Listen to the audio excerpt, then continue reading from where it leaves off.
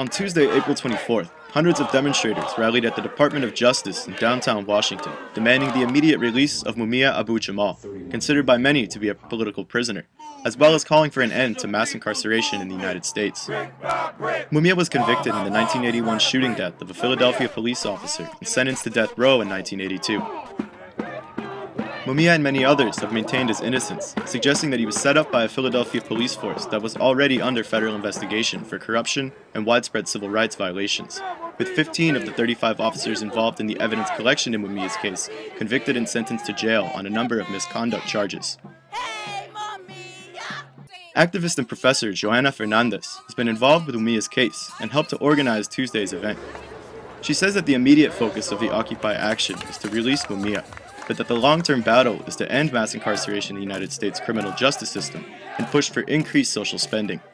We are here to say that incarceration has nothing to do with solving the problems of American society. It has everything to do with putting people in their place, repressing people, and it's time for this to end. We want jobs, we want justice, we want education, we want health care. We do not want jails. Right now, the United States represents 5% of the world's population, but we incarcerate 25% of the world's prisoners. This in a nation that's obsessed with the idea of freedom. The question is why? Why is it that we incarcerate so many more people than other nations around the world? We clearly don't have all the answers, and we're here to say that we have to stand up for people like Mumia Abu Jamal. Mumia Abu Jamal was removed from death row in 2011 following a number of court appeals, but remains imprisoned for life without the possibility of parole. A number of performers also participated in Tuesday's rally, including activist and rapper Chuck D of Public Enemy and M1 of the revolutionary hip-hop duo Dead Prez. M1 explains that the demonstrators are not only demanding justice for Mumia, but for a number of other political prisoners and victims of police racism and violence. Well, behind me on the wall it says, "This place is a place of hallowed justice." It should say that this is a place of hollow justice. There's no justice. We're right in front of the Injustice Department because for over 40 years we've seen Mumia Abu Jamal get no justice. We've seen Eddie Conway, we've seen Mutulu Shakur, we've seen Herman Bell, we've seen Jalil Muntakin, and countless other colonial subjects shot down by the police department inside this country. No justice. So we're here today to demand that.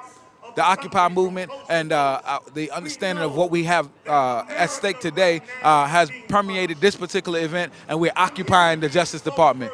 Malik Rassan is the founder of Occupy the Hood, a grassroots organization started shortly after the inception of Occupy Wall Street that seeks to bring attention to the social pressures facing Black and Latino communities.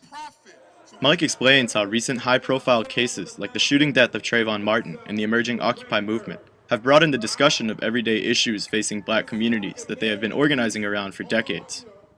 You know, a lot of people say that the Mumia case is broad, or the Trayvon case is broad, or the Romali Graham case is broad. It's every day for us.